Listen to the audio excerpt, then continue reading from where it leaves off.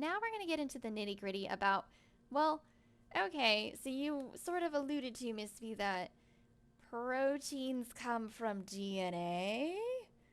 Yes, that's right. So here we're going to see how that process actually happens. So remember, DNA is our instruction book. So if we take a look, we can find out what information is needed to create a specific type of protein.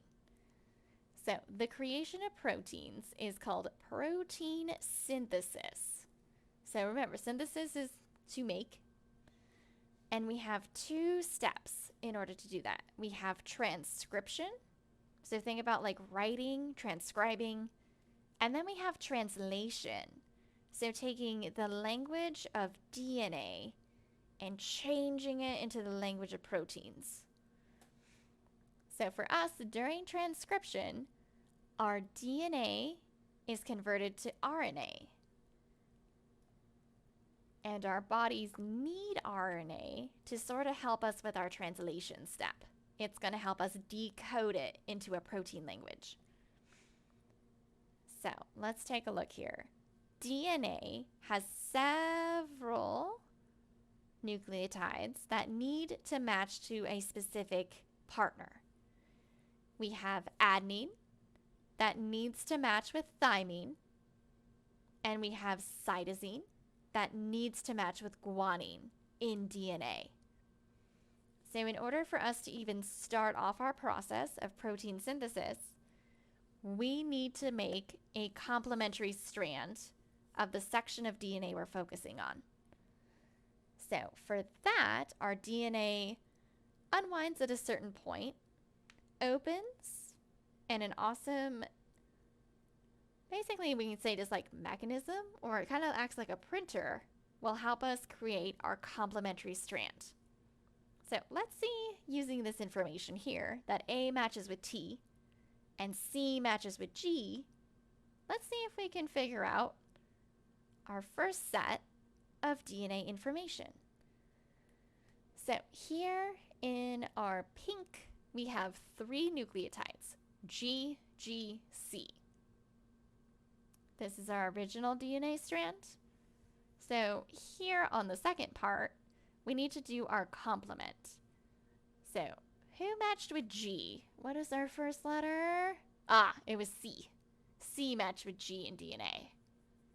So that means our first letter in our replicated DNA is going to be a C to match with our G. Our second letter in our original DNA is G. Well, that's going to match with a C. Our third letter was C, so that's going to match with a G. So now we have our complementary strand starting to be made, CCG. Let's take a look at our green one. So here we have another G. Well, that's easy. That goes with C. We've done that a while. Oh, but now we have A. Who matches with A in DNA? Ah, T. Thymine. Perfect. So we have C, T, C.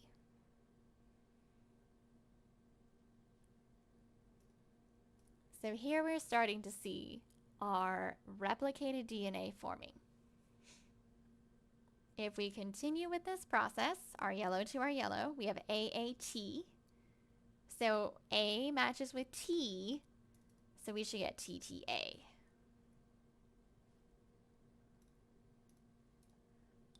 All right, I want you guys to try out the rest on your own for your replicated DNA strand. Once you have filled out the rest of your replicated DNA strand, let's now go to transcription, where we are going to change our DNA into RNA. So let's take a look here and see how those match. For us, with RNA, we still have cytosine. That hasn't changed from DNA. And it still pairs with guanine. And we still have adenine. But adenine does not pair with thymine in RNA. For RNA, adenine must pair with uracil. So for our next step, we're going to be using our RNA coding. So A matches to U and C matches to G. So let's take a look here. What we're going to be doing is using our CCG for our next step. So C, nothing's changed with the rules there. That will match with a G. G, nothing has changed with rules there. That will match with a C. So the first one we get is GGC. That's fine, nothing has changed. But our second one, let's see here, we have a C. Okay, so that should be a G. But here we have a T. So we gotta think. We don't have a T in RNA. But we do know that RNA has an A for adenine. So thymine normally matches with adenine anyway, so there is not going to be a change. We have adenine matching here. Awesome. Oh, but here we have TTA. Well, we know that thymine, or T, matches with adenine, which is in RNA, so we don't have to worry about that. But A, that normally matched with thymine in DNA. So who's the thing it's going to match with now? Oh, U. Got it, uracil. Okay, so for this one, we have AAU. Cool. Let's do one more to double check. So for our blue, we had GAA for our original strand. So to match that and just make a DNA complement, we have CTT. For our RNA strand, C still matches with G, and T matches with A. So we, for our RNA strand, just get GAA. That's not bad. We got that. That's fine. All right. I want you guys to continue to fill in the rest. And then finally, what we're going to be doing is we are going to be doing our translation step. So RNA is the language of proteins. But we need one more thing in order to actually make a protein. We need that building block. So remember, that building block that we mentioned is our amino acids. We have 20 different building blocks to play with.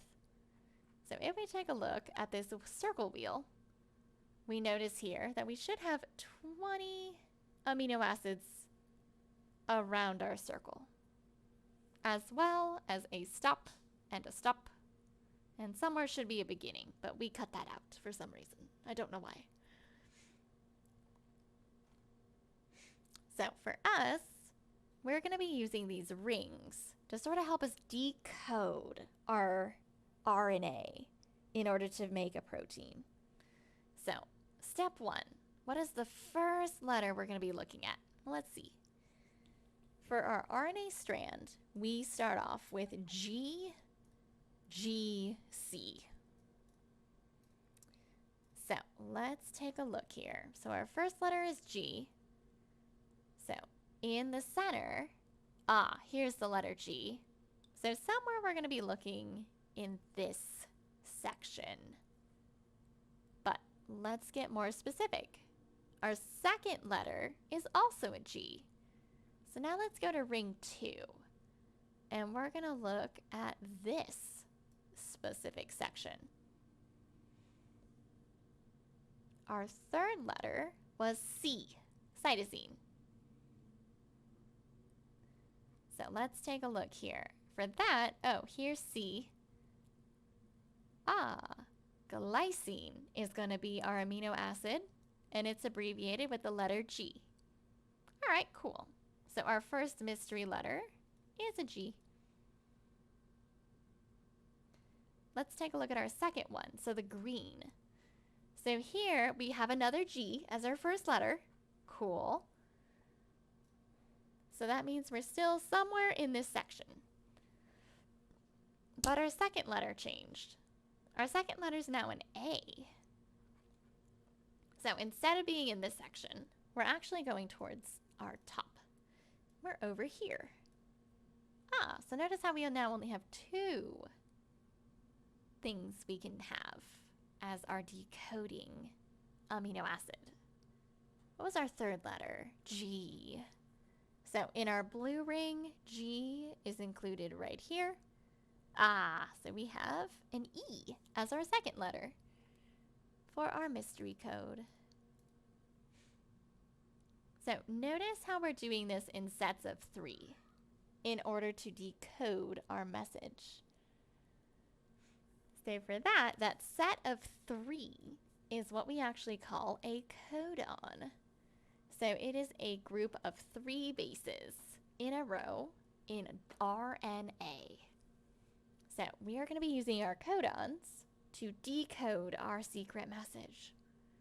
All right, so that is your guys' job.